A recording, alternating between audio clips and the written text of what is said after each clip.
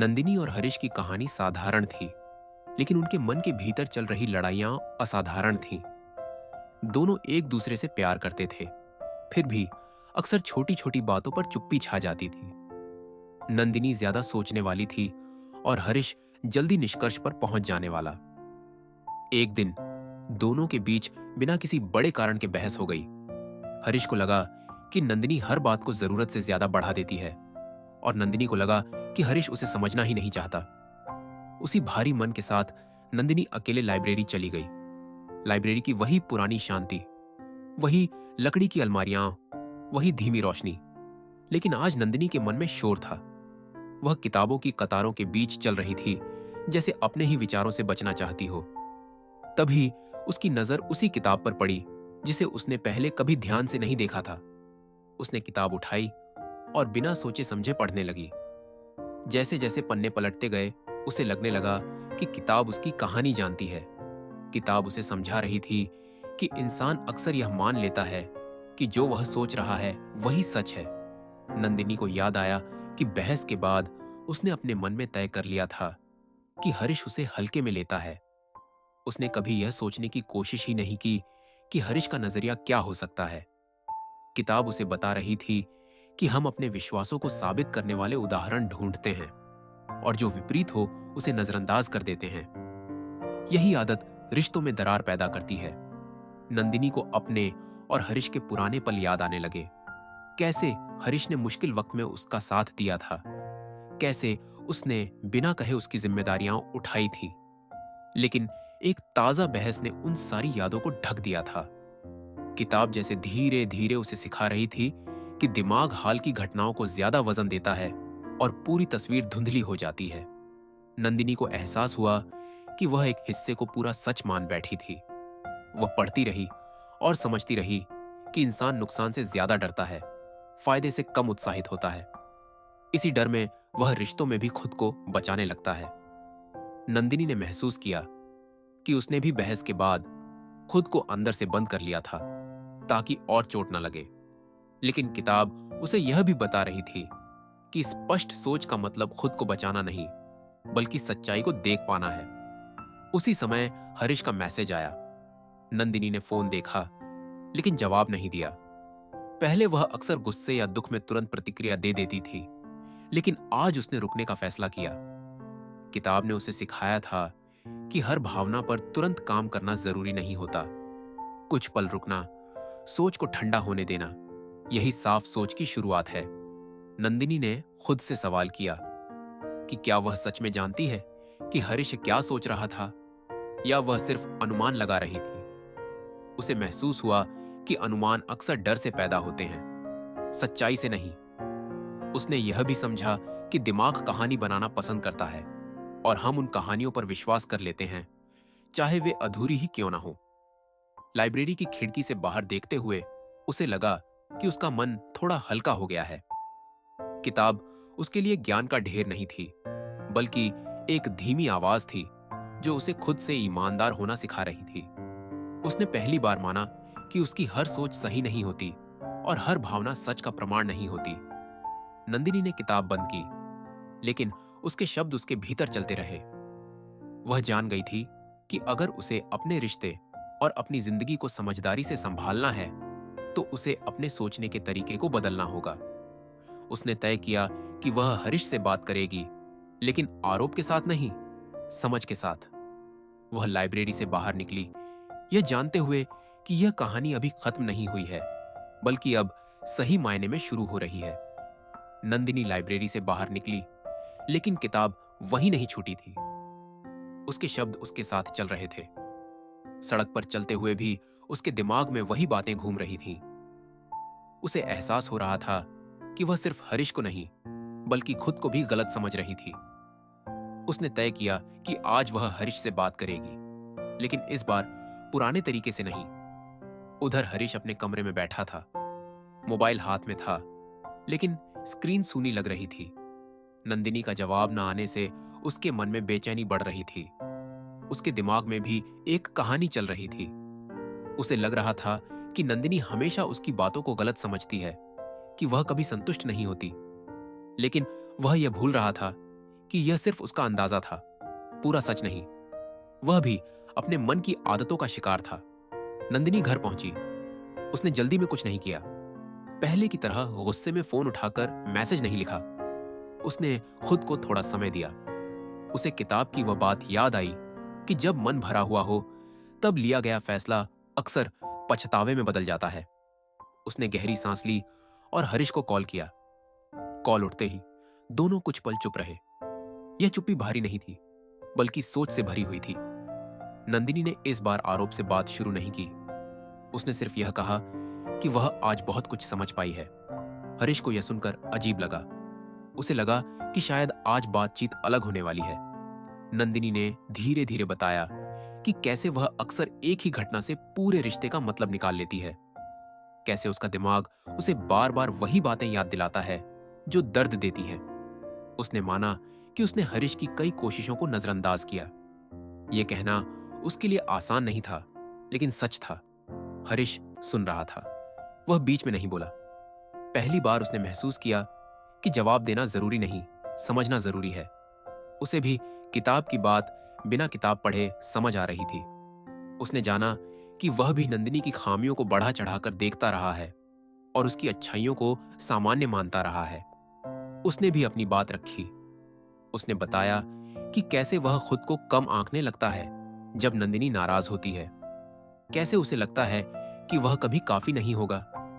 उसने माना कि वह कई बार चुप रहकर बात टाल देता है क्योंकि उसे बहस से डर लगता है। यह डर उसे मजबूत नहीं बल्कि कमजोर बना देता है। बातचीत आगे बढ़ी। दोनों को समझ आने लगा कि वे एक दूसरे से नहीं बल्कि अपने अपने दिमाग की आदतों से लड़ रहे थे। नंदिनी को याद आया कि किताब ने कहा था कि इंसान अक्सर इरादों को नजरअंदाज करता है और शब्दों को पकड़ लेता है। आज वह पहली बार हरीश के इरादे देख पा रही थी। हरीश को भी यह समझ आया कि हर समस्या का हल तुरंत नहीं होता। कुछ सवालों के जवाब समय मांगते हैं। उसने सीखा कि हर चुप्पी नाराजगी नहीं होती और हर सवाल हमला नहीं होता। दोनों के बीच धीरे धीरे वह भरोसा लौटने लगा जो जल्दबाजी में कमजोर पड़ गया था। कॉल खत्म होने के बाद नंदिनी काफी देर तक शांत बैठी रही। उसे लगा जैसे उसके मन का बोझ हल्का हो गया हो। उसने समझा कि साफ सोच का मतलब हमेशा सही होना नहीं, बल्कि गलत होने की संभावना को स्वीकार करना है। यही स्वीकार रिश्तों को सांस लेने की जगह देता है। हरीश ने भी फोन रखकर खिड़की से बाहर देखा। उसे एहसास हुआ कि उसने आज नंदिनी को नहीं, खुद को भी थोड़ा बेहतर समझा है। उसने जाना कि सोच को साफ करना एक बार का काम नहीं, बल्कि रोज का अभ्यास है। दोनों अलग अलग जगहों पर थे, लेकिन एक ही दिशा में सोच रहे थे। उन्हें पता था कि आगे भी मतभेद आएंगे, लेकिन अब उनके पास उनसे लड़ने का नया तरीका था। कहानी अभी बाकी थी, लेकिन अब वह भ्रम पर नहीं, समझ पर आगे बढ़ रही थी। अगली सुबह नंदिनी की नींद जल्दी खुल गई। रात की बातचीत के बाद उसका मन हल्का था, लेकिन खाली नहीं, जैसे किसी कमरे की सफाई कर दी गई हो, पर अभी सामान सही जगह रखना बाकी हो। वह बिस्तर पर बैठी रही और अपने ही विचारों को देखती रही। पहले वह सोच को पकड़कर बैठ जाती थी, अब वह उसे आते जाते देख पा रही थी। यही फर्क था। उधर हरीश भी देर तक सो नहीं पाया। उसे एहसास हो रहा था कि वह अब तक खुद को बहुत सीधी रेखा में देखता आया था, या तो सही या गलत, या तो मजबूत या कमजोर। लेकिन इंसान इन दो सिरों के बीच कहीं होता है। यह समझ उसके लिए नई थी। उसने पहली बार माना कि उसका दिमाग भी कई बार उसे धोखा देता है, खासकर तब जब वह थका या असुरक्षित महसूस करता है। दिन चढ़ने के साथ दोनों अपने अपने काम में लग गए, लेकिन मन लगातार कुछ सीख रहा था। नंदिनी ऑफिस में बैठी थी, स्क्रीन पर काम खुला था, लेकिन उसका ध्यान बार बार अंदर की तरफ जा रहा था। उसे याद आ रहा था कि कैसे वह छोटी सी बात पर पूरे रिश्ते का भविष्य तय कर लेती थी। अगर हरीश देर से जवाब दे दे तो उसके मन में कहानी बन जाती थी। अगर उसका लहजा थोड़ा बदला हुआ लगे तो वह मान लेती थी कि प्यार कम हो गया है। आज वह उन कहानियों को पहचान पा रही थी। उसे समझ आया कि दिमाग खाली जगह सहन नहीं कर पाता। वह उसे कल्पनाओं से भर देता है, और अक्सर वे कल्पनाएं डर से बनी होती हैं, सच्चाई से नहीं। यह समझ उसके लिए दर्दनाक भी थी और आजाद करने वाली भी। हरीश के दिन में भी कुछ बदला हुआ था। मीटिंग के दौरान जब किसी ने उसकी बात काटी तो पहले की तरह उसने यह नहीं माना कि लोग उसे हल्के में ले रहे हैं। उसने खुद से सवाल किया कि क्या यह सच है या सिर्फ उसका अंदाजा। यह सवाल छोटा था लेकिन असर बड़ा था। उसके भीतर का तनाव थोड़ा ढीला पड़ गया। शाम को दोनों मिलने का तय करते हैं। आमने सामने बैठकर बात करना आसान नहीं था क्योंकि वहां बचने की जगह नहीं होती। नंदिनी पहले पहुंची।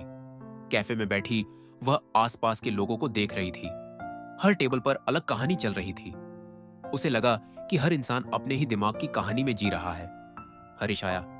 दोनों ने एक दूसरे को देखा। कोई बड़ा संवाद नहीं हुआ, बस एक हल्की मुस्कान। यह मुस्कान भरोसे की नहीं थी, कोशिश की थी। उन्होंने बात शुरू की, लेकिन इस बार शब्दों से पहले सुनना था। नंदिनी ने बताया कि उसे कैसे हर बात का मतलब निकालने की आदत है, कैसे उसका मन अनिश्चितता से डरता है और तुरंत निष्कर्ष चाहता है। उसने माना कि कई बार वह हरीश से जवाब नहीं, आश्वासन चाहती है, और जब वह आश्वासन उसके तय तरीके से नहीं मिलता तो वह निराश हो जाती है। हरीश ने भी अपनी परतें खोली। उसने कहा कि वह अक्सर मजबूत दिखने की कोशिश करता है, इसीलिए अपनी उलझनें छुपा लेता है। उसे लगता है कि अगर उसने कमजोरी दिखाई तो नंदिनी का भरोसा टूट जाएगा, लेकिन यही छुपाना दूरी बना देता है। यह बात कहते समय उसकी आवाज थोड़ी भारी हो गई। दोनों को एहसास हुआ कि वे एक दूसरे से नहीं बल्कि अपने डर से संवाद कर रहे थे। डर कि कहीं वे कम ना पड़ जाए, डर कि कहीं सामने वाला बदल ना जाए, डर कि कहीं यह रिश्ता वैसा ना निकले जैसा उन्होंने सोचा था। नंदिनी को किताब की एक सीख याद आई कि दिमाग भविष्य की भविष्यवाणी करने में बहुत खराब होता है, लेकिन फिर भी हम उस पर पूरा भरोसा कर लेते हैं। उसने पहली बार माना कि उसका डर भविष्य नहीं है। हरीश ने भी समझा कि उसकी चुप्पी शांति नहीं, टालना है। बातचीत लंबी हुई। बीच बीच में खामोशी आई, लेकिन वह खामोशी असहज नहीं थी। वह सोच को बैठने का समय दे रही थी। दोनों ने यह तय नहीं किया कि आगे सब आसान होगा। उन्होंने सिर्फ यह माना कि आगे सोच को साफ रखने की कोशिश करेंगे। घर लौटते वक्त नंदिनी को लगा कि आज उसने सिर्फ हरीश को नहीं, खुद को भी थोड़ा बदला हुआ पाया है। हरीश भी यह समझ चुका था कि स्पष्ट सोच को ज्ञान नहीं, अभ्यास है। रोज का धीमा, कभी कभी थकाने वाला अभ्यास। रात को अकेले बैठे बैठे दोनों ने एक ही बात महसूस की, प्यार सिर्फ भावना नहीं, समझ है। और समझ तब आती है जब इंसान अपने ही दिमाग से थोड़ा पीछे हटकर देखना सीख ले। कहानी अब भी जारी थी, लेकिन अब उसमें अंधापन कम था और जागरूकता ज्यादा। रात गहरी थी, लेकिन नंदिनी की आंखों में नींद नहीं थी। कमरे में हल्की रोशनी थी और खिड़की के बाहर शहर की आवाजें धीमी पड़ चुकी थीं। वह बिस्तर पर बैठी अपने ही विचारों को सुन रही थी। पहले ये विचार उसे बहा ले जाते थे, अब वह उन्हें बहते हुए देख पा रही थी। यही सबसे बड़ा बदलाव था। उसे एहसास हुआ कि साफ सोच कोई जादू नहीं, बल्कि साहस है। अपने ही दिमाग की गलतियों को देखने का साहस। पिछले कुछ दिनों में उसने खुद को कई बार पकड़ते देखा। कभी ऑफिस में किसी की छोटी टिप्पणी पर मन भारी होने लगा, तो कभी हरीश के मैसेज के एक शब्द पर उसका दिल बैठने लगा। लेकिन अब वह रुक जाती थी। वह खुद से पूछती थी कि क्या यह सच है या सिर्फ आदत से बनी सोच। यह सवाल हर बार जवाब नहीं देता था, लेकिन वह उसे गिरने से बचा लेता था। हरीश भी अपने अंदर एक नई लड़ाई लड़ रहा था। वह अब भाग नहीं रहा था। जब उसे डर लगता तो वह उसे दबाने के बजाय पहचानने की कोशिश करता। उसे समझ आया कि मजबूत होना मतलब कभी न डरना नहीं, बल्कि डर के साथ ईमानदार रहना है। वह पहली बार अपने भीतर की उस आवाज को सुन रहा था जिसे वह सालों से नजरअंदाज करता आया था। दोनों की मुलाकातें अब अलग थीं। पहले जहां बातचीत जीत हार जैसी लगती थी, अब वह समझने की कोशिश बन गई थी। जब मतभेद होते तो वे तुरंत निष्कर्ष पर नहीं पहुंचते। वे रुकते, चुप रहते, सोचते। यह रुकना उनके रिश्ते का सबसे कठिन लेकिन सबसे जरूरी हिस्सा बन गया था। एक शाम दोनों साथ बैठे थे। कोई बड़ा मुद्दा नहीं था, फिर भी बात गंभीर हो गई। नंदिनी ने कहा कि उसे कभी कभी डर लगता है कि कहीं यह बदलाव अस्थायी ना हो। हरीश ने बिना बचाव के कहा कि उसे भी यही डर लगता है। पहली बार दोनों ने माना कि डर खत्म नहीं हुआ है। फर्क सिर्फ इतना था कि अब वे उसे सच मानकर नहीं जी रहे थे। नंदिनी को समझ आया कि उसका दिमाग अब भी भविष्य की कहानियां बना रहा है। फर्क यह था कि अब वह उन कहानियों पर आंख बंद करके भरोसा नहीं कर रही थी। उसने जाना कि स्पष्ट सोच का मतलब हर सवाल का जवाब पाना नहीं, बल्कि गलत सवालों को पहचानना है। हरीश ने भी यह सीखा कि हर भावना पर तुरंत प्रतिक्रिया देना जरूरी नहीं। कई बार भावना को महसूस करना ही काफी होता है। उसने महसूस किया कि जब वह खुद को साबित करने की कोशिश छोड़ देता है, तभी वह सच्चा बन पाता है। धीरे धीरे दोनों ने यह मान लिया कि वे एक दूसरे को पूरा नहीं कर रहे, बल्कि साथ चल रहे हैं। यह समझ उनके रिश्ते को हल्का बना रही थी। अब जिम्मेदारी किसी एक की नहीं थी। सोच को साफ रखना, संवाद को ईमानदार रखना और खुद को धोखा न देना, यह दोनों का काम था। नंदिनी को याद आया कि लाइब्रेरी में मिली किताब ने कोई नियम नहीं दिए थे। उसने सिर्फ आईना दिखाया था। अब वह आईना नंदिनी और हरीश दोनों के पास था। जब भी भ्रम आता, वे उसमें खुद को देख लेते थे। समय बीतता गया। बहसें पूरी तरह खत्म नहीं हुई, लेकिन वे टूटन नहीं लाती थीं। वे सीख बनकर रह जाती थीं। दोनों ने यह स्वीकार कर लिया कि साफ सोच से जिंदगी आसान नहीं होती, लेकिन ईमानदार जरूर हो जाती है।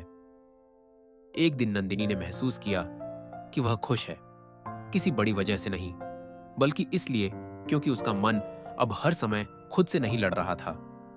हरीश ने भी यह जाना कि शांति बाहर से नहीं आती, वह सोच के भीतर से जन्म लेती है। इस कहानी का अंत किसी वादे पर नहीं हुआ, न कोई बड़ा फैसला, न कोई परफेक्ट निष्कर्ष। सिर्फ इतना हुआ कि नंदिनी और हरीश ने अपने दिमाग को अपना दुश्मन मानना छोड़ दिया। उन्होंने उसे समझना शुरू किया। यही साफ सोच थी, यही असली बदलाव था, और यही वह जगह थी जहां से उनकी जिंदगी सच में आगे बढ़ी।